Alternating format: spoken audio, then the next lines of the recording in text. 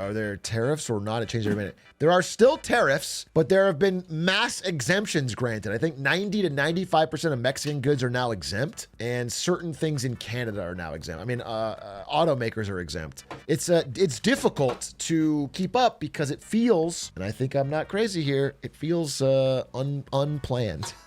It feels like a parent trying to punish a kid, but when the kid cries, they pull back the punishment. The parent wants to try and do something, but also doesn't want the consequences of the kid being mad or sad. It feels like bad parenting, to be honest. Does the tariffs being canceled and then back on again lead to the threat of tariffs diminishing and thus their effectiveness wears off too? Yes. Yeah, listen, I mean, the lesson that he's sending, I don't think the tariffs are a good idea to begin with, so I guess it's fine. But the lesson that other nations are sending is that he cannot stomach the pain that would come, even if it's smaller for America than for them. He can't stomach the stock market hit or the polling downturn that comes from tariffs. So all they have to do is just not comply and he'll back down. The lesson is that, he's doing these tariffs hoping there'll be absolutely no ill effects on the American side, which of course there will. And the second there are, he backs down. I mean, the best example was this. Claudia Scheinbaum has learned to play him like a fucking fiddle because Claudia Scheinbaum just comes up there and puts a big graph up that says Donald J. Trump equals good. She just does this and then he puts the tariffs off. This isn't even anything new. She's figured out the way to play this is just flattery. And then all of a sudden everything gets exempt. The tariff strategy has been so ad hoc, random, willy-nilly. I would have really supported a smart tariff strategy focused exclusively on China, where he went to all of our allies that we were still good friends with a few months ago and said, hey, free trade with us. Let's keep it together. Let's use our united front and slowly raise 1% a month on China to really try to get some of the manufacturing clawed back now that they have 50, 60% of the global manufacturing. Instead, it was on everybody. Now we have no friends. Here's the thing about tariffs too. Let me try to explain something. This just happened. So let's say you are an American company. Let's say, for example, you're an aluminum company based in America, or you do a lot of business in America. The idea of the tariff is, if I can't, where's a country that makes a lot of aluminum? I don't know, but let's say it's Italy. This is not true, but let's say it's Italy. You get aluminum from Italy, you bring it to here, maybe you process it. If we throw up a big tariff right here, the idea, I think that Trump has, is that the company will be forced to start building a new supply chain here. They're gonna build more factories here, they're gonna build mines, whatever. They're gonna do everything they can to get aluminum here. The problem is, if you're a smart aluminum company, you're planning in 10, 20 plus year cycles. You're not planning in 4-year cycles. And if you're looking at these tariffs that go 30 days, then reduced, then 30 days, then reduced, you're very worried that you might actually spend $12 billion to make a factory here, and then the tariffs are gone in a month, or in the next administration are gone. And all of a sudden you have an uncompetitive factory, and then the next company just starts importing from Italy again. Do you understand? You probably just shouldn't do it. But if you're going to do it, it has to be extremely rock solid and consistent for everyone to trust it. Otherwise, they just wait it out. They just complain and wait it out. Because the cost of building a new factory here could mean the bankrupting of their company if the tariffs ever gone. And this is not theoretical. This is what an aluminum CEO actually said.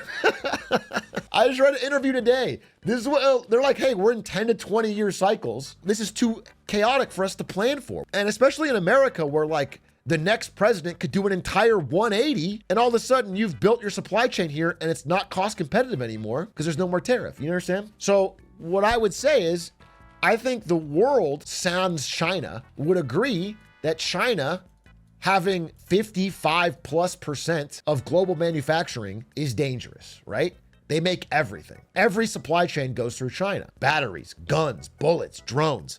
Everything goes through China. And it's like, that's a lot of reliance to have on one country, especially one that is like a bit of a geopolitical rival. So theoretically, if you were like trying to be real smart and consistent about it, you might try to get every ally you can and make a united front where you have small but growing tariffs and stick to them so that eventually it becomes more cost effective to slowly but surely onshore or friendshore. Not necessarily in America, but in an ally, some of the manufacturing. So it's not all here. They would at least, listen, there's a lot of arguments for and against, but I would say that would be a strategy I could get behind. I could see the logic behind it. It would make sense. It would be consistent. But if you instead tariff all of these countries at once, then really They're all in chaos, and their best strategy is probably to go trade more with China. Like, it's not a smart strategy, like what we're doing right now. And then also, if one day it's there, next day it's gone, it's ineffective. It's as messy as this graph, this chart that I've drawn. And that's my stance on it. That's why I think it's a little bit foolish. Hey, Big A, YouTube Frog. Since Trump and cut off Europe shit, I started feeling distance to America and American culture, TBH. You're not the only one, brother. I think it's a common feeling in all of the countries being threatened with tariffs right now. I think there's a big anti-American backlash in many European nations, North American nations, both of them. Yeah, a big part of it too is that it's not just tariffs. So if Trump had said from the beginning, if he stuck with the idea of like, I don't think this is not true, but if he stuck with the idea of we're getting ripped off, we have to balance out the trade because we do run a trade deficit. U.S. Imports more than it exports. So if he stuck with that logic, it would be hard for the average person to really wrap their mind around it in some of these countries, or at least they could see where, I don't even see where it's coming from, but I'm just saying it would be a consistent strategy. But when you pair that with like, also we're going to invade, or Canada's going to be our 51st state, Greenland's going to be ours, you know what I'm saying? Like if you're Canadian, the tariffs are one thing, but then being told you're the 51st state, it's, speaking of stocks, how's the Doug stocks game going? Have y'all rebounded? Have y'all rebounded? Is a good question. I wouldn't say y'all have. I would say I have. I would say you could take my most highly performant investment, Tempest AI, and turn it from 40% positive to 40% negative, losing $400. And I would still be doing more than everyone else combined. I will say Chili's red is a real fucking dark day though. Listen, as Chili's goes, so goes America. I think George Washington said this. It's a powerful phrase. The economic health of our country is determined by our Chili's restaurants. That's Warren Buffett. If Chili's starts to drop further from here, look out fucking below. Look out below. This is the barometer, folks. If people aren't eating delicious triple dipper deals, if they aren't getting the big smasher after a long day at work, then our country's economy is getting big smashed to dust. We have a baby back ribs based economy. Yes. Yeah, I'm not joking. I'm not kidding. I'm loving it. George Washington. I'm loving it as McDonald's. My buddy was getting hyped about how he was going to be eating good in the neighborhood, and I unfriended him. What the f*** is your problem? Your buddy is excited about eating good in the neighborhood, an incredible thing to be, and you pull back your friendship? What is your fucking problem? Oh, Applebee's. Oh, you're right. You know what? Not only are you right, I'm gonna VIP you. I don't remember Applebee's fucking slogan because I fucking hate Applebee's. I didn't realize you were a fucking warrior on my side, dude. I actually apologize. Are they gonna die already? I thought millennials killed Applebee's, I'll be honest with you. Applebee's corporate health. Where are they? Oof, dude. Look at Applebee's 5-year stock. Yuck. just yuck, dude. Neighborhood going downhill. Yeah, exactly. The neighborhoods, there goes the neighborhood is what I always say. Did you see Trump retweeted an article that said shut up about egg prices? And he was goddamn right to do it. I'm sick of these Americans complaining about grocery prices. If you wanted grocery prices to go down, you should have said something during the election. You should have mentioned that it was important to you somehow. You can't just come in later after you've already said you don't care about them at all, and then suddenly be like, no, actually I do. I have $700 worth of eggs in my fridge right now. Bro's got one egg. Bro's got one egg. Did you see SBF got, his name is SBF, he's not a sunscreen.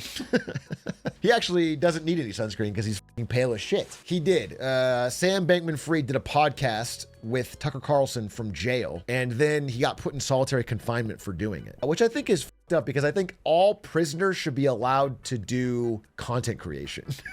It's the hardest job there is anyway. It's not like it's a reward. If anything, it should be part of their punishment. You should be forced to stream on Twitch or forced to do a podcast because these things are fucking back-breaking labor. It's incredibly hard. And it'll teach them, I don't want to do this anymore. I better reform. I better shape right the fuck up. Start a for-profit prison content farm. Holy shit. That is one of the best ideas I've ever heard.